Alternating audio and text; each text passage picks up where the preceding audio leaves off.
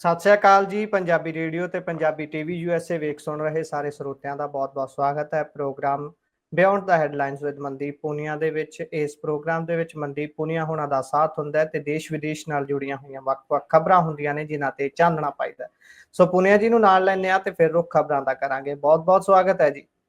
ਜੀ ਸ਼ੁਕਰੀਆ ਗੁਰਪ੍ਰੀਤ। ਸਤਿ ਸ਼੍ਰੀ ਜੀ ਅਕਾਲ। ਸਤਿ ਸ਼੍ਰੀ ਅਕਾਲ। ਸੋ ਸਭ ਤੋਂ ਪਹਿਲਾਂ ਤਾਂ ਚਾਨਣਾ ਪਾ ਦਿਓ ਕਿ ਜਿੱਥੇ ਦੂਜਾ ਪੰਜਾਬ ਵੱਸਦਾ ਹੈ ਕੈਨੇਡਾ, ਉੱਥੇ ਇਲੈਕਸ਼ਨਸ ਹੋਈਆਂ ਨੇ ਤੇ ਇਹਨਾਂ ਇਲੈਕਸ਼ਨਸ ਦੇ ਵਿੱਚ ਕਿਹੋ ਜਿਹੇ ਰੁਝਾਨ ਰਹੇ ਨੇ ਤੇ ਕੌਣ ਜਿੱਤ ਦਾ ਸਿਹਰਾ ਲੈ ਕੇ ਅੱਗੇ ਵਧਿਆ, ਪਾਇਓ ਚਾਨਣਾ। ਹਾਂਜੀ, ਦੇਖੋ ਜਦੋਂ ਤੱਕ ਆਪਾਂ ਇਹ ਬੁਲੇਟਿਨ ਖਤਮ ਕਰਾਂਗੇ ਉਦੋਂ ਤੱਕ ਸ਼ਾਇਦ ਕੋਈ ਪਿਕਚਰ ਕਲੀਅਰ ਹੋ ਪਾਵੇ, ਪਰ ਅੱਜ ਮੈਂ ਜਦੋਂ ਇਹ ਖਬਰਾਂ ਲਿਖ ਰਿਹਾ ਸੀ ਉਦੋਂ ਤੱਕ ਜਿਹੜੀ ਲਿਬਰਲ ਪਾਰਟੀ ਹੈਗੀ ਆ ਉਹ ਅੱਗੇ ਚੱਲ ਰਹੀ ਹੈ ਜੀ। ਤਕਰੀਬਨ 167 ਸੀਟਾਂ ਤੇ ਉਹ ਅੱਗੇ ਚੱਲ ਰਹੀ ਹੈ। 144 ਸੀਟ ਤਾਂ ਉਹਨਾਂ ਦੀ ਕਲੀਅਰ ਹੋ ਚੁੱਕੀਆਂ ਨੇ, ਉਹ ਜਿੱਤ ਚੁੱਕੇ ਨੇ। 21 ਸੀਟਾਂ ਤੇ ਉਹ ਅੱਗੇ ਨੇ। ਇਹ ਮੋਟਾ ਹਜੇ ਹੈਗਾ ਤੇ ਜਿਹੜੇ ਪੀਆਰਏ ਸਾਹਿਬ ਦੀ ਜਿਹੜੀ ਕੰਜ਼ਰਵੇਟਿਵ ਪਾਰਟੀ ਹੈਗੀ ਆ ਉਹ 121 ਸੀਟਾਂ ਤੇ ਅੱਗੇ ਚੱਲ ਰਹੀ ਹੈ ਤੇ ਜਿੱਤੀ ਹੋਈ ਹੈ ਤੇ 26 ਸੀਟਾਂ ਤੇ ਉਹ ਪਿੱਛੇ ਚੱਲ ਰਹੀ ਹੈ, ਯਾਨੀ ਕਿ 26 ਸੀਟਾਂ ਦਾ ਹਜੇ ਉਹਨਾਂ ਦਾ ਬਣਿਆ ਨਹੀਂ ਹੈ। ਜਿਹੜੀ ਨਿਊ ਡੈਮੋਕ੍ਰੈਟਿਕ ਪਾਰਟੀ ਹੈਗੀ ਆ ਉਹ ਤਕਰੀਬਨ 7 ਸੀਟ ਜਿੱਤਣ ਦੇ ਉਹਦੇ ਅੰਦਾਜ਼ੇ ਲਾਏ ਜਾ ਰਹੇ ਨੇ। ਜਿਹੜੀ ਜਗਮੀਤ ਸਿੰਘ ਉਹਨਾਂ ਦੀ ਪਾਰਟੀ ਵੀ ਕਿਹਾ ਜਾਂਦਾ ਗਾ, ਉਹ ਉਹਨਾਂ ਦੇ ਲੀਡਰ ਨੇ। ਜਗਮੀਤ ਸਿੰਘ ਖੁਦ ਆਪ ਆਪਣੀ ਸੀਟ ਤੋਂ ਹਾਰ ਗਏ ਹੈਗੇ ਆ। ਬਾਕੀ ਇਹ ਮੋਟਾ ਹੈਗਾ ਜੀ। ਕੈਨੇਡਾ 'ਚ ਸਰਕਾਰ ਬਣਾਉਣ ਵਾਸਤੇ ਤਕਰੀਬਨ 172 ਸੀਟਾਂ ਚਾਹੀਦੀਆਂ ਹੁੰਦੀਆਂ ਹੈਗੀਆਂ, ਯਾਨੀ ਕਿ 5-6 ਸੀਟਾਂ ਪਿੱਛੇ ਚੱਲ ਰਹੇ ਨੇ। ਜਿਹੜੇ ਲਿਬਰਲ ਪਾਰਟੀ ਹੈਗੀ ਉਹ ਪਿੱਛੇ ਹੈਗੀ ਆ ਤੇ ਮੈਨੂੰ ਲੱਗਦਾ ਗਾ ਕਿ ਜਿਵੇਂ NDP ਦੀਆਂ 7 ਸੀਟਾਂ ਨੇ ਉਹਨਾਂ ਨਾਲ ਅਲਾਈਅੰਸ ਕਰਕੇ ਚੀਜ਼ਾਂ ਬਣ ਸਕਦੀਆਂ ਨੇ। ਉੱਦਾਂ ਜਿਹੜਾ ਪਾਰਟੀ ਦਾ ਸਟੇਟਸ ਹੁੰਦਾ ਗਾ ਉੱਥੇ ਕੈਨੇਡਾ ਦੇ ਵਿੱਚ, ਉਹਨੂੰ ਬਚਾਉਣ ਵਾਸਤੇ 12 ਸੀਟਾਂ ਜਿੱਤਣੀਆਂ ਜ਼ਰੂਰੀ ਹੁੰਦੀਆਂ ਨੇ ਤੇ ਉਹ ਇਸ ਵਾਰ NDP ਦੀਆਂ ਘਟੀਆਂ ਨੇ। ਇਹ ਮੋਟਾ ਹੈਗਾ ਤੇ ਬਾਕੀ ਮਾਰਕ ਕਾਰਨੀ ਦੁਬਾਰੇ ਤੋਂ PM ਬਣ ਸਕਦੇ ਨੇ। ਇਹ ਕਿਹਾ ਜਾ ਰਿਹਾ ਹੈਗਾ ਕਿ ਜਦੋਂ ਤੋਂ ਟਰੰਪ ਨੇ ਕੈਨੇਡਾ ਤੇ ਹਮਲਾ ਬੋਲਿਆ, ਉਹਨੂੰ ਆਪਣਾ 51 ਫਸਟ ਸਟੇਟ ਬਣਾਉਣ ਦੀ ਗੱਲ ਜਦੋਂ ਤੋਂ ਕਹੀ ਟਰੰਪ ਨੇ, ਉਦੋਂ ਤੋਂ ਕਿਤੇ ਨਾ ਕਿਤੇ ਲਿਬਰਲ ਪਾਰਟੀ ਨੇ ਵੋਟਾਂ ਇਕੱਠੀਆਂ ਕੀਤੀਆਂ। 3-4 ਮਹੀਨਾ ਪਹਿਲਾਂ ਆਪਾਂ ਗੱਲ ਕਰ ਰਹੇ ਸੀ, ਉਦੋਂ ਲਿਬਰਲ ਪਾਰਟੀ ਦੀ ਹਾਲਤ ਖਰਾਬ ਸੀ, ਪਰ ਅੱਜ ਦੇ ਟਾਈਮ ਲਿਬਰਲ ਪਾਰਟੀ ਦੁਬਾਰੇ ਕੀ ਚੌਥੀ ਵਾਰ ਲਗਾਤਾਰ ਸੱਤਾ 'ਚ ਆਂਦੀ ਹੋਈ ਆਪਾਂ ਨੂੰ ਦਿਖ ਰਹੀ ਹੈਗੀ ਆ। ਤੇ ਜਿਹੜੇ ਜਗਮੀਤ ਸਿੰਘ ਹੈਗੇ ਆ ਉਹ ਬ੍ਰਿਟਿਸ਼ ਕੋਲੰਬੀਆ ਦੀ ਬਰਨਾਰਬੀ ਸੈਂਟਰਲ ਸੀਟ ਤੋਂ ਚੋਣ ਲੜੇ ਸੀਗੇ, ਉੱਥੋਂ ਉਹਨਾਂ ਦੇ ਹਾਰ ਦੀ ਖਬਰ ਹੈਗੀ ਆ। ਉਦੋਂ ਤਕਰੀਬਨ ਮੈਂ ਗਿਣ ਰਿਹਾ ਸੀਗਾ ਲਿਸਟ 'ਚ, ਤਕਰੀਬਨ 13 ਤੋਂ 14 ਪੰਜਾਬੀ ਜਿਹੜੇ ਕੈਂਡੀਡੇਟ ਹੈਗੇ ਆ ਉਹ ਜਿੱਤ ਰਹੇ ਨੇ ਤੇ ਇੱਕ ਵੱਡਾ ਨੰਬਰ ਹੈਗਾ 13-14 ਪੰਜਾਬੀ ਜਿੱਤ ਕੇ ਆਣਾ। ਇਹ ਮੋਟਾ ਹਜੇ ਤੱਕ ਖਬਰ ਹੈਗੀ ਆ। ਬਾਕੀ ਅੱਜ ਦੇਰ ਰਾਤ ਤੱਕ ਮੈਂ ਇੰਡੀਅਨ ਟਾਈਮ ਅਕੋਰਡਿੰਗ ਦੱਸ ਰਿਹਾਗਾ, ਸ਼ਾਇਦ ਸਥਿਤੀ ਕਲੀਅਰ ਹੋ ਜਾਵੇ। ਤੇ ਮੰਡੇ ਨੂੰ VOTING ਹੋਈ ਸੀ ਜਿਹੜੇ ਫੈਡਰਲ ਇਲੈਕਸ਼ਨ ਸੀਗੇ ਕੈਨੇਡਾ ਦੇ ਉਹਨਾਂ ਵਾਸਤੇ। ਸਭ ਤੋਂ ਬੜੀ ਰਾਹਤ ਜਿਹੜਾ ਕਿਊਬਿਕ ਬਲਾਕ ਹੈਗਾ ਉੱਥੋਂ ਕਿਤੇ ਨਾ ਕਿਤੇ ਲਿਬਰਲ ਪਾਰਟੀ ਨੂੰ ਮਿਲੀ ਹੈਗੀ ਆ। ਪਿਛਲੀ ਵਾਰ ਤੋਂ ਵੀ ਜ਼ਿਆਦਾ ਸੀਟਾਂ ਉਹਨਾਂ ਨੂੰ ਉੱਥੇ ਮਿਲੀਆਂ ਹੈਗੀਆਂ। ਬਾਕੀ ਇਹ ਕਿਹਾ ਜਾ ਰਿਹਾ ਹੈਗਾ ਕਿ ਜਿਹੜਾ ਆਫੀਸ਼ੀਅਲ ਜਿਹੜਾ ਰਿਜ਼ਲਟ ਅਨਾਉਂਸ ਹੋਊਗਾ ਕੈਨੇਡਾ ਦਾ, ਉਹ 30 ਅਪ੍ਰੈਲ ਨੂੰ ਅਨਾਉਂਸ ਹੋਊਗਾ ਜਾਂ ਫਿਰ 1 ਮਈ ਤੱਕ ਵੀ ਜਾ ਸਕਦਾ ਗਾ। ਇਹ ਮੋਟਾ ਜੀ ਅਪਡੇਟ ਹੈ ਜੀ। ਜੀ ਸੋ ਅਗਲੀ ਖਬਰ ਆਪਾਂ ਭਾਰਤ ਦੇ ਨਾਲ ਜੁੜੀ ਹੋਈ ਲੈ ਲਈਏ। ਪਹਿਲਗਾਮ ਅਟੈਕ ਨੂੰ ਲੈ ਕੇ ਲਗਾਤਾਰ ਸੁਰਖੀਆਂ ਹਰ ਰੋਜ਼ ਬਣ ਰਹੀਆਂ ਨੇ ਕਿਉਂਕਿ ਐਡਾ ਵੱਡਾ ਉਹ ਹਾਦਸਾ ਸੀ, ਐਡਾ ਵੱਡਾ ਉਹ ਅਟੈਕ ਸੀ ਤੇ ਹੁਣ ਮੋਦੀ ਸਾਹਿਬ ਨੇ ਕਹਿੰਦੇ ਕਿ ਫ੍ਰੀ ਹੈਂਡ ਕਰ ਦਿੱਤਾ ਹੈ ਆਰਮੀ ਨੂੰ, ਕਹਿੰਦੇ ਖੁੱਲ੍ਹ ਦੇ ਦਿੱਤੀ ਹੈ ਕਿ ਕੁਝ ਵੀ ਕਰੋ, ਕਿੱਦਾਂ ਚੱਲੂਗੀ ਗੱਡੀ ਅੱਗੇ। ਕਿਉਂਕਿ ਨੈਸ਼ਨਲ ਚੈਨਲ ਨੇ ਜਿਹੜੇ ਉਹ ਐਸੇ ਤਰੀਕੇ ਨਾਲ ਪ੍ਰਚਾਰ ਰਹੇ ਨੇ ਵੀ ਕਿਸੇ ਵੀ ਸਮੇਂ ਕੁਝ ਹੋ ਸਕਦਾ ਹੈ।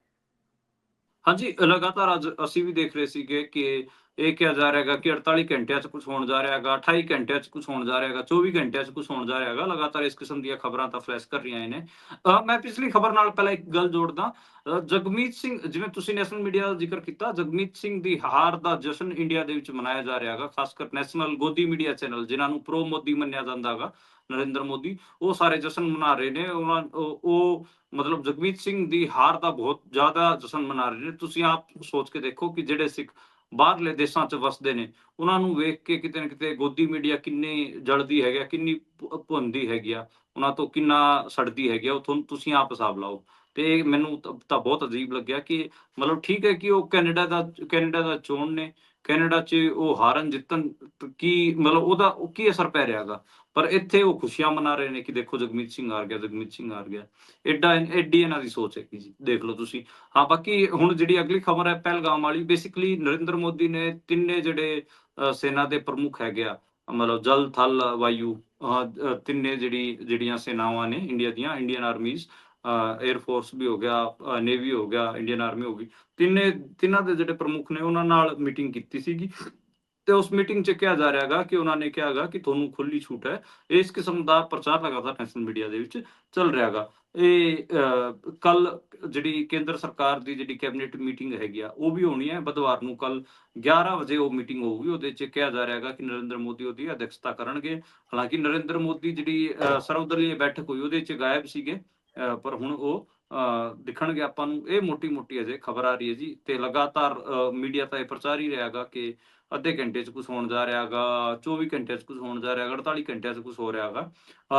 ਜਿਹੜੀ ਹਾਈ ਲੈਵਲ ਦੀ ਮੀਟਿੰਗ ਸੱਦੀ ਗਈ ਸੀਗੀ, ਜਿਹਦੇ 'ਚ defence minister Rajnath Singh, chief defence staff Anil Chauhan, national security adviser Ajit Doval, ਤੇ ਤਿੰਨੇ ਜਿਹੜੇ ਆਰਮੀਜ਼ ਦੇ ਤਿੰਨੇ ਜਿਹੜੀ ਸੈਨਾਵਾਂ ਹੈਗੀਆਂ ਉਹਨਾਂ ਦੇ ਜਿਹੜੇ ਪ੍ਰਮੁੱਖ ਸੀਗੇ ਉਹ ਮੌਜੂਦ ਸਨ। ਉਹ 1.5 ਘੰਟਾ ਉਹ ਮੀਟਿੰਗ ਚੱਲੀ ਹੈ ਜੀ। ਹੁਣੇ ਉਹ ਖਤਮ ਹੋਈ ਹੈ। ਜਦੋਂ ਆਪਾਂ ਬੁਲੇਟਿਨ ਕਰ ਰਹੇ ਹਾਂ ਤੇ ਮੇਰੇ ਮੋਬਾਈਲ ਤੇ ਫਲੈਸ਼ ਕਰ ਰਿਹਾ ਹੈਗਾ ਕਿ ਉਹ ਮੀਟਿੰਗ ਖਤਮ ਹੋ ਚੁੱਕੀ ਹੈ।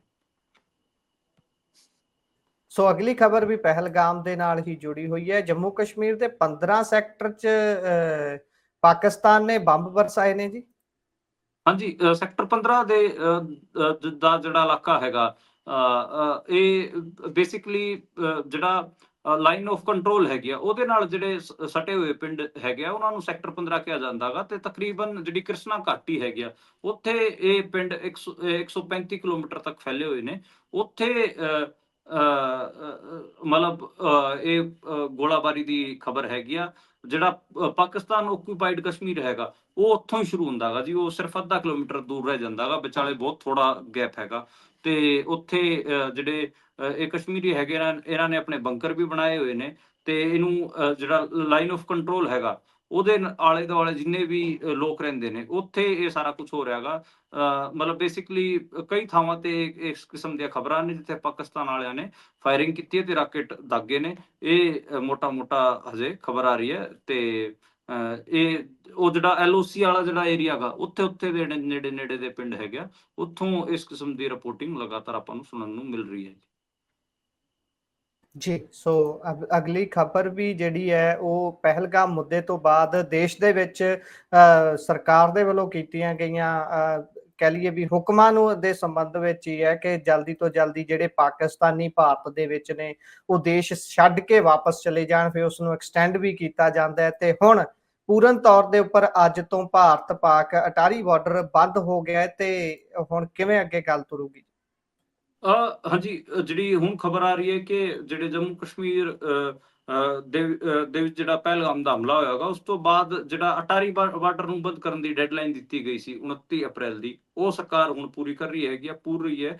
ਤੇ ਦੱਸਿਆ ਜਾ ਰਿਹਾ ਹੈਗਾ ਕਿ ਸਰਕਾਰ ਵੱਲੋਂ ਇਹ ਡਾਟਾ ਕੀਤਾ ਗਿਆ ਹੈਗਾ, ਤਕਰੀਬਨ 790 ਦੇ ਨੇੜੇ ਤੇੜੇ ਜਿਹੜੇ ਪਾਕ ਨਾਗਰਿਕ ਸੀਗੇ ਉਹਨਾਂ ਨੂੰ ਵਾਪਸ ਭੇਜਿਆ ਗਿਆ ਹੈਗਾ। ਬਹੁਤ ਸਾਰੇ ਲੋਕ ਦੇਰੀ ਨਾਲ ਉੱਥੇ ਪਹੁੰਚੇ ਸੀਗੇ, ਉਹਨਾਂ ਨੂੰ ਬਾਰਡਰ ਤੋਂ ਵਾਪਸ ਜਾਣ ਦੀ ਉਹ ਕਿਤੇ ਨਾ ਕਿਤੇ ਮਿਲੀ ਨਹੀਂ ਹੈ, ਅਨੁਮਤੀ ਨਹੀਂ ਮਿਲੀ ਹੈ। ਹੁਣ ਦੇਖਦੇ ਹਾਂ ਕਿ ਉਹਨਾਂ ਨੂੰ ਵਾਪਸ ਕਿਵੇਂ ਭੇਜਿਆ ਜਾਊਗਾ।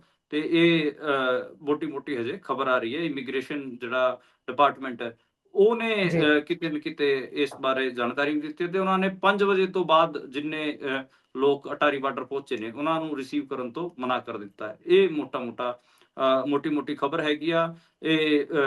ਤੇ ਇਹਦੇ 'ਚ ਕਈ ਹੋਰ ਚੀਜ਼ਾਂ ਵੀ ਨੇ, ਜਿਵੇਂ ਮਤਲਬ ਅੱਡ ਕਿਸਮ ਦੇ ਵੀਜ਼ਾ, 4 ਵੀਜ਼ਾ ਕੈਟੇਗਰੀਆਂ ਹੈਗੀਆਂ।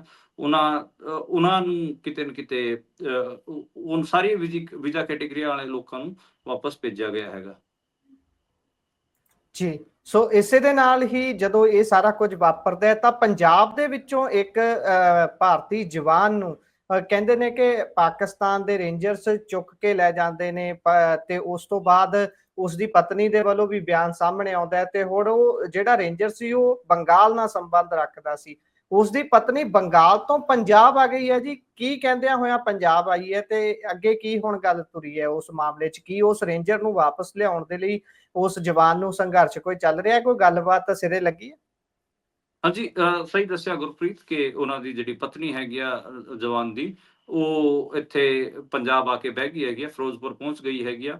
ਕੱਲ ਆਪਾਂ ਇਸ ਬੁਲੇਟਿਨ 'ਚ ਉਹਨਾਂ ਦੀ ਪਤਨੀ ਦੀ ਖਬਰ ਕਵਰ ਕੀਤੀ ਸੀ। ਉਹਨਾਂ ਨੇ ਜਿਹੜੀ ਧਮਕੀ ਦਿੱਤੀ ਸੀਗੀ ਉੱਥੇ, ਉਹਦਾ ਵੀ ਜ਼ਿਕਰ ਕੀਤਾ ਸੀ। ਇਹ ਵੀ ਦੱਸਿਆ ਸੀਗਾ ਕਿ ਕਿਵੇਂ ਉਹਨਾਂ ਨੂੰ ਟਿਕਟ ਨਹੀਂ ਮਿਲ ਰਹੀ ਸੀਗੀ, ਪਰ ਹੁਣ ਉਹ ਇੱਥੇ ਪਹੁੰਚ ਗਈ ਹੈਗੀ ਆ। ਬਾਏ ਏਅਰ ਆਉਣ ਦੀ ਗੱਲ ਹੋਈ ਹੈ ਕਿ ਉਹ ਹੁਗਲੀ ਤੋਂ ਚੰਡੀਗੜ੍ਹ 에ਅਰਪੋਰਟ ਪਹੁੰਚੇ ਸੀਗੇ। ਹੁਗਲੀ ਤੋਂ ਉਹਨਾਂ ਨੇ ਫਲਾਈਟ ਲਈ ਕਲਕੱਤਾ ਤੋਂ ਤੇ ਉਹ ਚੰਡੀਗੜ੍ਹ 에ਅਰਪੋਰਟ ਤੇ ਉਤਰੇ। ਉਸ ਤੋਂ ਬਾਅਦ ਉਹ ਫਿਰੋਜ਼ਪੁਰ ਚਲੇ ਗਏ ਨੇ ਤੇ ਫਿਰੋਜ਼ਪੁਰ ਜਿਹੜੇ ਬੀਐਸਐਫ ਦੇ ਅਧਿਕਾਰੀ ਹੈਗੇ ਆ, ਉਹਨਾਂ ਨੂੰ ਉਹ ਲਗਾਤਾਰ ਆਪਣੇ ਪਤੀ ਨੂੰ ਵਾਪਸ ਲਿਆਉਣ ਵਾਸਤੇ ਗੁਹਾਰ ਲਾ ਰਹੇ ਨੇ। ਇਹ ਮੋਟਾ ਹੈਗਾ। ਤੇ ਚੰਡੀਗੜ੍ਹ ਜਦੋਂ ਪਹੁੰਚੇ ਸੀਗੇ, ਉਦੋਂ ਇੱਕ ਦੋ ਮੀਡੀਆ ਵਾਲਿਆਂ ਨਾਲ ਉਹਨਾਂ ਦੀ ਗੱਲਬਾਤ ਵੀ ਹੋਈ ਸੀ। ਉਹਨਾਂ ਨੇ ਕਿਹਾ ਸੀਗਾ ਕਿ ਮੈਨੂੰ ਪੰਜਾਬ ਜਾਣਾ ਚਾਹੀਦਾ, ਮੈਂ ਇੱਥੇ ਬਹਿ ਕੇ ਇੰਤਜ਼ਾਰ ਨਹੀਂ ਕਰ ਸਕਦੀ। ਮੇਰੇ ਪੇਟ 'ਚ ਬੱਚਾ ਹੈਗਾ, ਇਸ ਕਰਕੇ ਪਰਿਵਾਰ ਵਾਲੇ ਮੈਨੂੰ ਇੱਥੇ ਭੇਜਣ 'ਚ ਮਨਾ ਕਰ ਰਹੇ ਸੀਗੇ। ਪਰ ਮੈਂ ਆਪਣਾ ਮੈਡੀਕਲ ਚੈੱਕਅਪ ਕਰਾਇਆ। ਮੈਡੀਕਲ ਚੈੱਕਅਪ ਕਰਾਉਣ ਤੋਂ ਬਾਅਦ ਮੈਨੂੰ ਫਲਾਈਟ 'ਚ ਬਹਿਣ ਦੀ ਪਰਮਿਸ਼ਨ ਮਿਲੀ ਹੈਗੀ ਆ ਤੇ ਹੁਣ ਮੈਂ ਇੱਥੇ ਪਹੁੰਚੀ ਹਾਂ। ਤੇ ਇਹ ਮੋਟਾ ਹੈਗਾ। ਤਕਰੀਬਨ ਤੁਸੀਂ ਅੱਜ ਲਾਓ ਤਾਂ 6 ਦਿਨ ਹੋ ਗਏ। 23 ਅਪ੍ਰੈਲ ਦਾ ਘਟਨਾਕ੍ਰਮ ਹੈਗਾ। ਪੀਕੇ ਸਾਊ ਜਿਹੜਾ ਹੈਗਾ ਉਹ ਪਾਕਿਸਤਾਨੀ ਰੇਂਜਰਸ ਦੇ ਕੋਲ ਹੈਗਾ ਤੇ ਹਜੇ ਤੱਕ ਜਿਹੜਾ ਹੋਮ ਸੈਕਟਰੀ ਹੈ, ਉਹਨੂੰ ਵੀ ਕਈ ਵਾਰ ਜਿਹੜੇ ਬੀਐਸਐਸ ਦੇ ਡਾਇਰੈਕਟਰ ਜਨਰਲ ਹੈ ਦਲਜੀਤ ਸਿੰਘ ਚੌਧਰੀ, ਉਹ ਕਈ ਵਾਰ ਕਹਿ ਚੁੱਕੇ ਨੇ। 1-2 ਹਾਈ ਮੀਟਿੰਗਸ ਵੀ ਹੋ ਚੁੱਕੀਆਂ ਨੇ, 3 ਫਲੈਗ ਮੀਟਿੰਗਸ ਵੀ ਹੋ ਚੁੱਕੀਆਂ ਨੇ ਜਿਹੜੇ ਪਾਕਿਸਤਾਨੀ ਰੇਂਜਰਸ ਹੈਗੇ ਉਹਨਾਂ ਨਾਲ। ਲੇਕਿਨ ਹਜੇ ਤੱਕ ਉਹਨਾਂ ਨੂੰ ਵਾਪਸ ਭੇਜਣ ਦੀ ਕੋਈ ਦਿਖ ਨਹੀਂ ਰਹੀ। ਉਹਨਾਂ ਦੀ ਪਤਨੀ ਨੂੰ ਟੀਵੀ ਨਿਊਜ਼ ਤੋਂ ਪਤਾ ਲੱਗਿਆ ਸੀਗਾ ਕਿ ਉਹਨਾਂ ਦੇ ਹਸਬੈਂਡ ਨੂੰ ਪਾਕਿਸਤਾਨੀ ਰੇਂਜਰਸ ਨੇ ਫੜ ਲਿਆਗਾ ਤੇ ਹੁਣ ਉਹ ਜੀ ਫਿਰੋਜ਼ਪੁਰ 'ਚ ਹੀ ਕੈਂਪ ਕਰ ਰਹੇ ਨੇ। ਜੀ। ਸੋ ਉਧਰ ਭਾਰਤ ਦੇ ਵੱਲੋਂ ਕਈ YouTube ਚੈਨਲਸ ਬੰਦ ਕੀਤੇ ਗਏ ਨੇ ਜਿਹੜੇ ਪਾਕਿਸਤਾਨ ਨਾਲ ਸੰਬੰਧ ਰੱਖਦੇ ਸੀ, ਤੇ ਉਧਰ ਇੱਕ BBC ਦੀ ਰਿਪੋਰਟ ਦੇ ਵਿੱਚ ਹੀ ਆਤੰਕਵਾਦੀਆਂ ਨੂੰ ਮਿਲੀਟੈਂਟ ਕਹਿਣ ਦੇ ਉੱਪਰ ਵੀ ਇਤਰਾਜ਼ ਜਤਾ ਰਹੇ ਨੇ। ਹਾਂਜੀ, ਇਹ ਕੱਲ ਵੀ ਆਪਾਂ ਇੱਕ ਖਬਰ ਕਵਰ ਕੀਤੀ ਸੀਗੀ। ਉਹਦੇ 'ਚ ਆਪਾਂ ਦੱਸਿਆ ਸੀਗਾ ਕਿ ਪਹਿਲਗਾਮ ਅਟੈਕ ਤੇ ਸੋਸ਼ਲ ਮੀਡੀਆ ਪੋਸਟ ਕਰਨ ਨੂੰ ਲੈ ਕੇ 7 ਰਾਜਾਂ ਦੇ ਵਿੱਚ 28 ਗ੍ਰਿਫਤਾਰੀਆਂ ਹੋਈਆਂ ਸੀ। ਇਹਨਾਂ ਦੇ ਵਿੱਚ 2 ਦੇ ਨੇੜੇ ਤੇੜੇ ਵਿਧਾਇਕ ਸੀਗੇ, ਪੱਤਰਕਾਰ, ਵਕੀਲ ਅਤੇ 23 ਸਟੂਡੈਂਟ ਸ਼ਾਮਲ ਸਨ। ਇਹ ਖਬਰ ਆਪਾਂ ਕੱਲ ਕਵਰ ਕੀਤੀ ਸੀ। ਅੱਜ ਉਹ ਤੋਂ ਇੱਕ ਅਗਲੀ ਅਪਡੇਟ ਇਹ ਹੈ ਕਿ ਭਾਰਤ ਸਰਕਾਰ ਨੇ ਤਕਰੀਬਨ 16 ਤੋਂ 17 ਜਿਹੜੇ ਪਾਕਿਸਤਾਨੀ YouTube ਚੈਨਲ ਸੀ, ਉਹਨਾਂ ਤੇ ਬੈਨ ਲਾ ਦਿੱਤਾ ਹੈ ਜੀ, ਜਿਹਦੇ 'ਚ ਡੌਨ ਨਿਊਜ਼, ਸਮਾ ਟੀਵੀ, ਅਰੇ ਨਿਊਜ਼, ਜੀਓ ਨਿਊਜ਼, ਇਹ ਸਾਰੇ ਸ਼ਾਮਲ ਹਨ। ਤੇ ਇਸ ਤੋਂ ਇਲਾਵਾ ਅੱਜ 2-3 ਚੀਜ਼ਾਂ ਦੀ ਅਪਡੇਟ ਹੋਰ ਹੈ। ਜਿਹੜੀ ਲੋਕ ਗਾਇਕਾ ਹੈਗੀਆਂ ਨੇਹਾ ਸਿੰਘ ਰਾਠੌਰ, ਉਹਨਾਂ ਤੇ ਦੇਸ਼ ਧਰੋਹ ਦਾ ਮਾਮਲਾ ਦਰਜ ਕੀਤਾ ਕਿਉਂਕਿ ਉਹ ਲਗਾਤਾਰ ਸਵਾਲ ਪੁੱਛ ਰਹੀ ਸੀ ਸਰਕਾਰ ਤੋਂ। ਤੇ ਇੱਕ ਲਖਨਊ ਯੂਨੀਵਰਸਿਟੀ ਦੀ ਅਸਿਸਟੈਂਟ ਪ੍ਰੋਫੈਸਰ ਹੈ ਮਾਦਰੀ ਕਾਕੋਟੀ, ਜੋ ਜਿਹੜੀ ਆਪਣਾ social media account doctor Medusa ਕਰਕੇ ਚਲਾਉਂਦੀ ਹੈਗੀ ਆ, ਉਹਦੇ ਤੇ ਵੀ ਕਿਤੇ ਨਾ ਕਿਤੇ FIR ਦਰਜ ਹੋਈ ਹੈ ਤੇ ਉਹਦੇ ਤੇ ਵੀ ਦੇਸ਼ ਧਰੋਹ ਦਾ ਕੇਸ ਦਰਜ ਕੀਤਾ ਗਿਆ ਹੈਗਾ। ABVP ਜਿਹੜੀ BJP RSS ਦੀ ਜਿਹੜੀ ਸਟੂਡੈਂਟ ਵਿੰਗ ਹੈ, ਉਹਨਾਂ ਦੇ ਸਟੂਡੈਂਟਾਂ ਨੇ ਉਸ ਤੇ ਕਿਤੇ ਨਾ ਕਿਤੇ ਇਹ ਆਰੋਪ ਲਾ ਕੇ ਇਹ FIR ਦਰਜ ਕਰਾਈ ਹੈਗੀ ਆ ਤੇ ਪੁਲਿਸ ਨੇ ਉਹਨਾਂ ਤੇ FIR ਦਰਜ ਕੀਤੀ ਹੈਗੀ ਆ। ਇਸ ਤੋਂ ਇਲਾਵਾ BBC ਦੀ ਤੁਸੀਂ ਗੱਲ ਕਰ ਰਹੇ ਸੀ, BBC ਦੀ ਜਿਹੜੀ ਰਿਪੋਰਟਸ ਹੈਗੇ ਉਹਦੇ 'ਚ ਉਹਨਾਂ ਨੇ ਆਤੰਕੀਆਂ ਦੀ ਥਾਂ ਤੇ ਮਿਲੀਟੈਂਟ ਸ਼ਬਦ ਵਰਤਿਆ ਸੀ। ਉਹਦੇ ਤੇ ਸਰਕਾਰ ਵੱਲੋਂ ਆਪੱਤੀ ਜਤਾਈ ਗਈ ਹੈ ਕਿ ਜਿਹੜਾ ਇੰਡੀਆ ਦਾ ਵਿਦੇਸ਼ ਮੰਤਰਾਲਾ ਹੈਗਾ, ਜਿਹੜੇ ਫੋਰਨ ਮਿਨਿਸਟਰੀ ਹੈ, ਉਹਦੇ ਵੱਲੋਂ BBC ਇੰਡੀਆ ਦੀ ਪ੍ਰਮੁੱਖ ਜੈਕੀ ਮਾਰਟਿਨ ਨੂੰ ਚਿੱਠੀ ਲਿਖੀ ਗਈ ਹੈ ਜੀ। ਤੇ ਜਿਹੜਾ ਉਹ ਮੰਤਰਾਲਾ ਹੈਗਾ, ਜਿਹੜਾ ਆਪਾਂ ਕਹਿ ਲਈਏ ਕਿ ਵਿਦੇਸ਼ ਮੰਤਰਾਲਾ ਵੀ ਤੇ ਇਨਫੋਰਮੇਸ਼ਨ ਐਂਡ ਬ੍ਰੌਡਕਾਸਟਿੰਗ ਮਿਨਿਸਟਰੀ ਵੀ, ਇਹ ਦੋਵੇਂ AP ਅਤੇ ਰॉयਟਰਸ ਦੀ ਰਿਪੋਰਟਿੰਗ ਤੇ ਵੀ ਨਜ਼ਰ ਰੱਖ ਰਹੇ ਨੇ। ਐਸੋਸੀਏਟ ਪ੍ਰੈਸ, ਰॉयਟਰਸ ਆਪਾਂ ਨੂੰ ਪਤਾ ਕਿ ਅਮਰੀਕਨ ਹੈ, ਤੇ ਉਹਨਾਂ ਤੇ ਵੀ ਨਜ਼ਰ ਰੱਖੀ ਜਾ ਰਹੀ ਹੈ ਕਿ ਉਹ ਕਿਸ ਕਿਸਮ ਦਾ ਦੀ ਰਿਪੋਰਟਿੰਗ ਕਰ ਰਹੇ। ਖਾਲੀ ਇਹ ਤਾਂ BBC, AP ਜਾਂ ਫਿਰ ਰॉयਟਰਸ ਦੀ ਗੱਲ ਨਹੀਂ ਹੈ। ਜਿੰਨੇ ਵੀ ਅਦਾਰੇ ਬਾਹਰ ਤੋਂ ਓਪਰੇਟ ਹੁੰਦੇ ਨੇ, ਫੋਰਨ ਜਿੰਨੇ ਵੀ ਮੀਡੀਆ ਹਾਊਸਿਸ ਇੰਡੀਆ ਦੇ ਵਿੱਚ ਕੰਮ ਕਰ ਰਹੇ ਨੇ, ਉਹਨਾਂ ਸਾਰਿਆਂ ਤੇ ਹੀ ਇਹ ਮਿਨਿਸਟਰੀਆਂ ਨਜ਼ਰ ਰੱਖ ਰਹੀਆਂ ਨੇ। ਇਹਨੂੰ ਇੱਕ ਹਿਸਾਬ ਨਾਲ ਤਾਂ ਤੁਸੀਂ ਇਹ ਵੀ ਕਹਿ ਸਕਦੇ ਹੋ ਕਿ ਜਿਹੜੀ ਇੰਡੀਪੈਂਡੈਂਟ ਰਿਪੋਰਟਿੰਗ ਹੋ ਰਹੀ ਹੈ ਉਹਨੂੰ ਰੋਕਣ ਦੀ ਕੋਸ਼ਿਸ਼ ਹੈ। ਜਿਵੇਂ ਨੇਹਾ ਰਾਠੌਰ ਅਤੇ ਮੈਡੂਸਾ ਤੇ ਦੇਸ਼ ਧਰੋਹ ਦਾ ਪਰਚਾ ਦਰਜ ਕੀਤਾ ਗਿਆ, ਉਹਦੇ ਤੇ ਵੀ ਤੁਸੀਂ ਕਹਿ ਸਕਦੇ ਹੋ ਕਿ ਉਹ ਤਾਂ ਸਵਾਲ ਹੀ ਚੁੱਕ ਰਹੀਆਂ ਸੀਗੀਆਂ ਕਿ ਬਈ ਇੰਨੀ ਇੰਟੈਲੀਜੈਂਸੀ, ਇੰਨੀ ਆਰਮੀ ਸੀਗੀ, ਫਿਰ ਚੂਕ ਕਿੱਥੇ ਹੋਈ? ਤੇ ਫਿਰ ਵੀ ਉਹਨਾਂ ਨੂੰ ਨਿਸ਼ਾਨੇ ਤੇ ਲਿਆ ਗਿਆ ਹੈਗਾ। ਇਹ ਮੋਟਾ ਜਿਹੜਾ ਮੈਂ ਤਾਂ ਇਹਨੂੰ ਇਹੀ ਕਹਾਂਗਾ ਕਿ ਕਾਰਵਾਈ ਪਾਕਿਸਤਾਨ ਦੇ ਉਲਟ ਕਰਨੀ ਸੀਗੀ ਜਾਂ ਫਿਰ ਜਿਹੜੇ ਦਹਿਸ਼ਤਗਰਦ ਸੀਗੇ ਜਿਹੜੇ ਲੋਕਾਂ ਨੂੰ ਮਾਰ ਕੇ ਗਏ ਉਹਨਾਂ ਦੇ ਉਲਟ ਕਰਨੀ ਸੀ, ਪਰ ਇੱਥੇ ਮੁਲਕ ਦੇ ਅੰਦਰ ਹੀ ਮੀਡੀਆ ਵਾਲਿਆਂ ਤੇ ਪੱਤਰਕਾਰਾਂ ਤੇ ਜਾਂ ਫਿਰ ਲੋਕ ਗਾਇਕਾਂ ਜਾਂ ਫਿਰ ਜਿਹੜੀ ਅਸਿਸਟੈਂਟ ਪ੍ਰੋਫੈਸਰ ਹੈ ਉਹਦੇ ਤੇ ਕਾਰਵਾਈ ਕੀਤੀ ਜਾ ਰਹੀ ਹੈ। 23 ਸਟੂਡੈਂਟਾਂ ਨੂੰ ਵੀ ਅਰੈਸਟ ਕੀਤਾ ਗਿਆ ਹੈਗਾ, ਯਾਨੀ ਕਿ ਸਟੂਡੈਂਟਾਂ ਨੂੰ ਵੀ ਟਾਰਗੇਟ ਕੀਤਾ ਜਾ ਰਿਹਾ ਹੈ। ਯਾਨੀ ਕਿ ਮੁਲਕ ਦੇ ਅੰਦਰ ਜਿਹੜੇ ਲੋਕ ਸਵਾਲ ਚੁੱਕ ਰਹੇ ਨੇ ਉਹਨਾਂ ਤੇ ਅਟੈਕ ਕੀਤਾ ਜਾ ਰਿਹਾ। ਜਿਹੜੇ ਮੀਡੀਆ ਅਦਾਰੇ ਉਹਨਾਂ ਬਾਰੇ ਖਬਰ ਦਿਖਾ ਰਹੇ ਨੇ, BBC, AP, ਰੋਇਟਰਸ, ਉਹਨਾਂ ਤੇ ਨਜ਼ਰ ਰੱਖੀ ਜਾ ਰਹੀ ਹੈ। BBC ਨੂੰ ਤਾਂ ਈਵਨ ਚਿੱਠੀ ਤੱਕ ਲਿਖੀ ਗਈ ਹੈ। ਬਾਕੀ ਪਾਕਿਸਤਾਨ ਦੇ YouTube ਚੈਨਲ ਬੈਨ ਕਰੇ ਚੱਲੋ, ਉਹਦੇ ਨਾਲ ਕੋਈ ਫਰਕ ਨਹੀਂ ਪੈਂਦਾ। ਉਹ ਇਧਰਲੇ ਉਹਨਾਂ ਨੇ ਇੰਡੀਆ ਦੀ ਕੁਝ ਮੂਵੀਜ਼ ਵੀ ਬੈਨ ਕੀਤੀਆਂ ਨੇ ਅੱਜ, ਜਿਹੜੀਆਂ ਉਹਨਾਂ ਨੂੰ ਲੱਗਦਾ ਕਿ ਪਾਕਿਸਤਾਨ ਨੂੰ ਬੈਡ ਲਾਈਟਸ ਚ ਪੇਸ਼ ਕਰਦੀਆਂ ਨੇ, ਉਹਨਾਂ ਨੂੰ ਉਹ ਬੈਨ ਕੀਤੀਆਂ ਨੇ। ਉਧਰ ਵੀ ਇੱਕ ਦੋ ਜਿਹੜੇ ਬੈਨ ਹੋਈਆਂ ਨੇ ਚੈਨਲ, ਇੰਡੀਆ ਦੇ ਚੈਨਲ ਬੈਨ ਕੀਤੇ ਗਏ ਨੇ ਪਾਕਿਸਤਾਨ 'ਚ ਵੀ। ਹਾਲਾਂਕਿ ਇੱਕ ਹੋਰ ਇਹਦੇ 'ਚ ਵੱਡੀ ਅਪਡੇਟ ਹੈ ਕਿ ਪਾਕਿਸਤਾਨ ਦੇ ਜਿਹੜੇ ਡਿਫੈਂਸ ਦੇ ਉਹ ਹੈਗੇ ਆ ਅਧਿਕਾਰੀ, ਉਹਨਾਂ ਦਾ ਵੀ ਟਵਿੱਟਰ ਅਕਾਊਂਟ ਵਿਦਹੈਲਡ ਕੀਤਾ ਗਿਆ ਹੈਗਾ, ਤਾਂ ਸ਼ਾਇਦ defence minister, Pakistani defence minister ਦਾ ਵੀ ਅਕਾਊਂਟ ਵਿਦਹੈਲਡ ਇੰਡੀਆ ਦੇ ਵਿੱਚ ਕੀਤਾ ਗਿਆ ਹੈਗਾ। ਜੀ, ਸੋ ਇਹੋ ਜਿਹੀਆਂ ਹਰਕਤਾਂ ਦੇ ਨਾਲ ਗੱਲ ਕਿੱਥੇ ਤੱਕ ਪਹੁੰਚਦੀ ਹੈ ਇਹ ਤਾਂ ਦੇਖਣ ਵਾਲੀ ਗੱਲ ਹੋਊਗੀ, ਪਰ ਆਪਾਂ ਅਗਲੀ ਖਬਰ ਤੇ ਚੱਲਦੇ ਹਾਂ। ਇੱਕ ਵੀਡੀਓ ਲਗਾਤਾਰ ਸੋਸ਼ਲ ਮੀਡੀਆ ਤੇ ਵਾਇਰਲ ਹੋ ਰਹੀ ਹੈ, ਜਿਸ ਦੇ ਵਿੱਚ ਇੱਕ ਖਾਸਾ ਭਾਰਾ ਜਿਹਾ ਵਿਅਕਤੀ ਸੋਫੇ ਤੇ ਬੈਠਾ ਹੋਇਆ ਤੇ ਨਾਲ ਇੱਕ ਪੁਲਿਸ ਕਰਮੀ ਬੈਠਾ ਮਾਫੀ ਮੰਗ ਰਿਹਾ ਹੈ। ਇਹ ਵੀਡੀਓ ਕਿੱਥੇ ਦੀ ਹੈ, ਇਹ ਕੀ ਸਾਰਾ ਮਾਜਰਾ ਹੈ, ਜਰਾ ਦੱਸਿਓ ਤਾਂ ਸਾਡੇ ਸਰੋਤਿਆਂ ਨੂੰ। ਹਾਂਜੀ, ਇਹ ਹਰਿਆਣੇ ਦੀ ਵੀਡੀਓ ਹੈਗੀ ਆ। ਉਸ ਦੇ ਵਿੱਚ ਆਪਾਂ ਦੇਖ ਸਕਦੇ ਹਾਂ ਕਿ ਜਿਹੜੇ DSP ਰੈਂਕ ਦਾ ਜਿਹੜਾ ਅਧਿਕਾਰੀ ਹੈਗਾ ਜਤਿੰਦਰ ਰਾਣਾ, ਉਹ ਮਾਫੀ ਮੰਗਦਾ ਨਜ਼ਰ ਆ ਰਿਹਾ ਤੇ ਉਹਦੇ ਬਗਲ 'ਚ, ਉਹਦੇ ਸਾਈਡ ਸੋਫੇ 'ਚ ਕਿਤੇ ਨਾ ਕਿਤੇ BJP ਦਾ ਆਗੂ ਮਨੀਸ਼ ਸਿੰਘਲਾ ਬੈਠਾ ਹੋਇਆ ਹੈਗਾ ਜੀ। ਤੇ ਉਹ ਕਹਿ ਰਿਹਾ ਹੈਗਾ ਕਿ ਮੈਨੂੰ ਮਾਫ ਕਰ ਦਿਓ, ਮੈਂ ਮਨੀਸ਼ ਜੀ ਨੂੰ ਰੈਲੀ ਦੇ ਦੌਰਾਨ ਉਹਨਾਂ ਦੇ ਨਾਲ ਮਾੜੀ ਮੋਟੀ ਬਦਸਲੂਕੀ ਹੋਈ ਹੈ, ਤੇ ਉਹ ਪਬਲਿਕਲੀ ਮਾਫੀ ਮੰਗ ਰਹੇ ਨੇ। ਇਹ ਬੜਾ ਅਜੀਬ ਲੱਗਿਆ ਜੀ। ਬੇਸਿਕਲੀ ਜਿਹੜਾ ਇਹ ਮਨੀਸ਼ ਸਿੰਘਲਾ ਸੀਗੇ, ਉਹ ਮੰਚ ਦੇ ਕੋਲ ਖੜੇ ਹੋਏ ਸੀ ਤੇ ਕਿਤੇ ਨਾ ਕਿਤੇ ਜਦੋਂ ਸੀਐਮ ਨਾਇਬ ਸਿੰਘ ਸੈਣੀ ਸਾਹਿਬ ਕੋਈ ਆਪਣੀ ਐਡਰੈਸ ਕਰ ਰਹੇ ਸੀ, ਕੁਝ ਚੀਜ਼ਾਂ ਕਰ ਰਹੇ ਸੀ, ਉਦੋਂ DSP ਨੇ ਕਿਹਾ ਸੀਗਾ ਕਿ ਤੁਸੀਂ ਮੰਚ ਦੇ ਪਾਸ ਕੋਲ ਨਾ ਖੜੇ ਹੋ, ਕਿਤੇ ਹੋਰ ਖੜੇ ਹੋ ਜਾਓ। ਪਰ ਕਿਤੇ ਨਾ ਕਿਤੇ ਉਹਨੂੰ ਬਦਤਮੀਜੀ ਮੰਨਿਆ ਜੀ। ਇਹ ਮਾਮਲਾ ਹੈਗਾ। ਤੇ ਉਸ ਤੋਂ ਬਾਅਦ ਹੁਣ ਇਹਨੂੰ ਲੈ ਕੇ ਅਖਿਲੇਸ਼ ਯਾਦਵ ਨੇ ਵੀ ਇਸ ਵੀਡੀਓ ਨੂੰ ਪੋਸਟ ਕਰਦਿਆਂ ਕਿਹਾ ਹੈਗਾ ਕਿ ਇਹ ਪੁਲਿਸ ਦਾ ਕਿਤੇ ਨਾ ਕਿਤੇ ਮਨੋਬਲ ਤੋੜਨ ਦਾ ਮਾਮਲਾ ਹੈਗਾ। ਇਹ ਮੋਟੀਆਂ ਜੀ ਇਹਦੇ 'ਚ ਚੀਜ਼ਾਂ ਨਿਕਲ ਕੇ ਆ ਰਹੀਆਂ ਨੇ ਜੀ। ਜਿਹੜੀ ਬਾਰਡਰ ਦੇ ਲਾਈਨ ਤੋਂ ਪਾਰ ਜ਼ਮੀਨ ਹੈ, ਜਿੱਥੇ ਪੰਜਾਬੀ ਭਾਰਤ ਵਾਲੇ ਸਾਈਡ ਤੋਂ ਖੇਤੀ ਕਰਦੇ ਨੇ, ਉੱਥੇ ਖੇਤੀ ਖਾਸੀ ਤੇਜ਼ ਹੋ ਗਈ ਹੈ।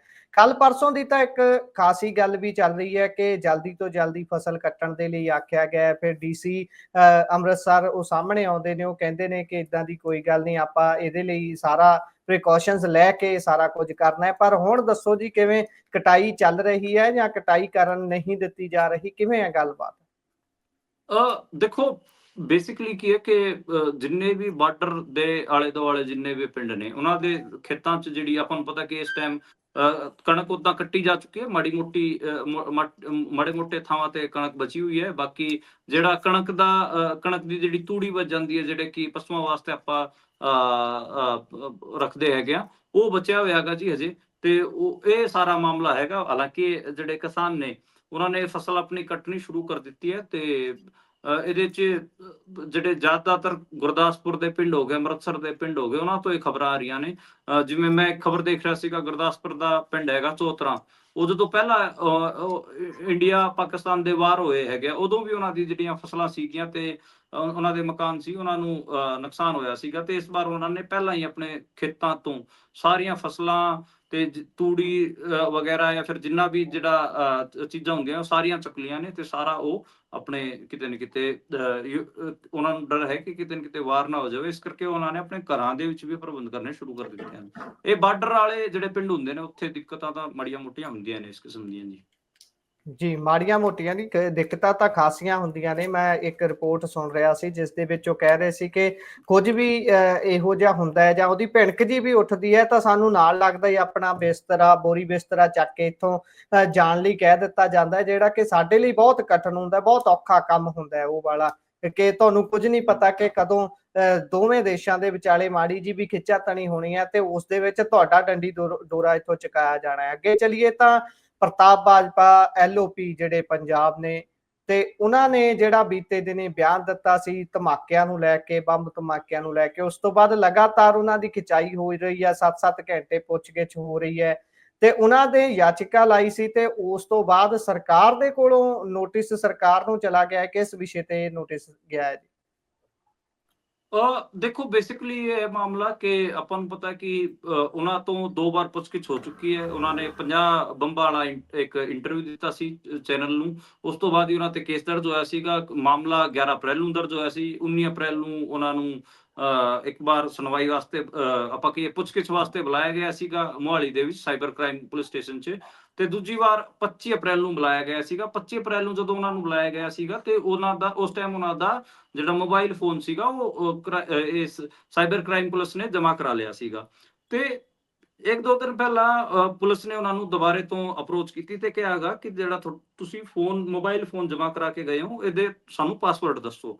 ਤੇ ਫਿਰ ਪ੍ਰਤਾਪ ਸਿੰਘ ਬਾਜਵਾ ਨੇ ਜਿਹੜੇ ਪਾਸਵਰਡ ਹੈਗੇ ਉਹ ਦੱਸਣ ਤੋਂ ਨਾ ਕਰ ਦਿੱਤੀ ਹੈ ਤੇ ਦੁਬਾਰੇ ਤੋਂ ਹਾਈ ਕੋਰਟ ਦੇ ਵਿੱਚ ਗਏ ਨੇ, Punjab and Haryana high court. ਹਾਲਾਂਕਿ 7 ਮਈ ਨੂੰ ਉਹਨਾਂ ਦੀ ਅਗਲੀ ਸੁਣਵਾਈ ਹੋਣੀ ਹੈ। ਪਹਿਲਾਂ ਆਪਾਂ ਨੂੰ ਪਤਾ ਕਿ 19 ਅਪ੍ਰੈਲ ਨੂੰ ਜਿਹੜੀ ਇਸ ਤੋਂ ਪਹਿਲਾਂ ਸੁਣਵਾਈ ਹੋ ਚੁੱਕੀ ਹੈ ਤੇ 21 ਅਪ੍ਰੈਲ ਨੂੰ, ਤੇ ਹੁਣ 7 ਮਈ ਦੀ ਡੇਟ ਹੈਗੀ। 7 ਮਈ ਨੂੰ ਦੁਬਾਰੇ ਸੁਣਵਾਈ ਹੋਣੀ ਹੈ। ਉਦੋਂ ਤੱਕ ਉਹਨਾਂ ਦੀ ਗ੍ਰਿਫਤਾਰੀ ਤੇ ਵੀ ਰੋਕ ਹੈ ਤੇ ਉਹਨਾਂ ਨੂੰ ਦੁਬਾਰੇ ਤੋਂ ਜਾਣਾ ਇਸ ਕਰਕੇ ਪੈ ਗਿਆ ਜੀ ਆਪਣੀ ਤਰੀਕ ਤੋਂ ਪਹਿਲਾਂ ਹੀ, ਕਿਉਂਕਿ ਉਹ ਇਹ ਮੰਨ ਰਹੇ ਨੇ ਕਿ ਉਹਨਾਂ ਦਾ ਪਾਸਵਰਡ ਕਿਤੇ ਨਾ ਕਿਤੇ ਉਹਨਾਂ ਦੀ ਨਿਜਤਾ ਦਾ ਉਲੰਘਣ ਹੋਊਗਾ, ਯਾਨੀ ਕਿ ਉਹਨਾਂ ਦੀ ਪ੍ਰਾਈਵੇਸੀ ਦਾ ਹਨਨ ਹੋਊਗਾ। ਇਸ ਕਰਕੇ ਉਹਨਾਂ ਨੇ ਇਹ ਦਲੀਲ ਦੇ ਕੇ Punjab and Haryana high court 'ਚ ਹੋ ਗਏ ਨੇ ਤੇ ਹਾਈ ਕੋਰਟ ਨੇ ਵੀ ਪੰਜਾਬ ਸਰਕਾਰ ਨੂੰ ਨੋਟਿਸ ਜਾਰੀ ਕਰ ਦਿੱਤਾ ਤੇ ਉਹਨਾਂ ਨੂੰ ਜਵਾਬ ਦੇਣ ਲਈ ਕਿਹਾ ਹੈਗਾ ਕਿ ਤੁਸੀਂ ਕਿਉਂ ਜਿਹੜਾ ਪਾਸਵਰਡ ਹੈਗਾ ਪ੍ਰਤਾਪ ਸਿੰਘ ਬਾਜਵਾ ਦੇ ਫੋਨ ਦਾ ਤੁਹਾਨੂੰ ਕਿਉਂ ਚਾਹੀਦਾ ਹੈਗਾ। ਇਹ ਮੋਟਾ-ਮੋਟਾ ਘਟਨਾਕ੍ਰਮ ਹੈਗਾ ਜੀ। ਜੀ, ਹੁਣ ਗੱਲ ਕਰ ਲੈਂਦੇ ਆਪਾਂ ਪੰਜਾਬ ਦੇ ਵੈਦਰ ਦੀ। ਤੇ 2.5 ਡਿਗਰੀ ਸੈਲਸੀਅਸ ਤਾਪਮਾਨ ਵੱਧ ਚੱਲ ਰਿਹਾ ਹੈ ਆਮ ਦਿਨਾਂ ਦੇ ਨਾਲੋਂ ਤੇ ਲਗਾਤਾਰ ਖਬਰਾਂ ਵੱਖ-ਵੱਖ ਥਾਵਾਂ ਤੋਂ ਆ ਰਹੀਆਂ ਕਿ ਲੂ ਬਹੁਤ ਜ਼ਿਆਦਾ ਵੱਡੇ ਪੱਧਰ ਤੇ ਵਗ ਰਹੀ ਹੈ। ਇਸ ਵੈਦਰ ਵਾਲੀ ਰਿਪੋਰਟ ਤੇ ਵੀ ਚਾਨਣਾ ਪਾ ਦਿਓ। ਹਾਂਜੀ, ਆਪਾਂ ਲਗਾਤਾਰ ਆਪਣੇ ਬੁਲੇਟਿਨ 'ਚ ਇਸ ਵਾਰ ਵੈਦਰ ਤੇ ਖਾਸ ਗੱਲ ਕਰ ਰਹੇ ਹਾਂ। ਕਈ ਬੁਲੇਟਿਨਾਂ 'ਚ ਆਪਾਂ ਗੱਲ ਕਰ ਚੁੱਕੇ ਹਾਂ। ਇਹ ਵੀ ਗੱਲ ਕਰ ਚੁੱਕੇ ਹਾਂ ਕਿ ਇਸ ਵਾਰ 1 ਮਹੀਨੇ ਪਹਿਲਾਂ ਆਪਾਂ ਨੂੰ ਗਰਮੀ ਮਹਿਸੂਸ ਹੋ ਰਹੀ ਹੈਗੀ ਆ। ਜਿਹੜਾ ਵੈਦਰ ਮਈ ਮਹੀਨੇ 'ਚ ਹੁੰਦਾ ਸੀਗਾ ਉਹ ਹੁਣ ਆਪਾਂ ਨੂੰ ਇਸ ਵਾਰ ਅਪ੍ਰੈਲ 'ਚ ਫੀਲ ਹੋ ਰਿਹਾ ਗਾ। ਤੇ ਇਹਦੇ 'ਚ ਸਭ ਤੋਂ ਜ਼ਿਆਦਾ ਮਾੜੇ ਹਾਲਾਤ ਪੰਜਾਬ ਦੇ ਵਿੱਚ ਮਾਲਵੇ ਦੇ ਨੇ। ਮਾਲਵੇ ਦੇ ਵਿੱਚ ਵੀ ਖਾਸ ਕਰ ਬਠਿੰਡੇ ਦੇ ਨੇ।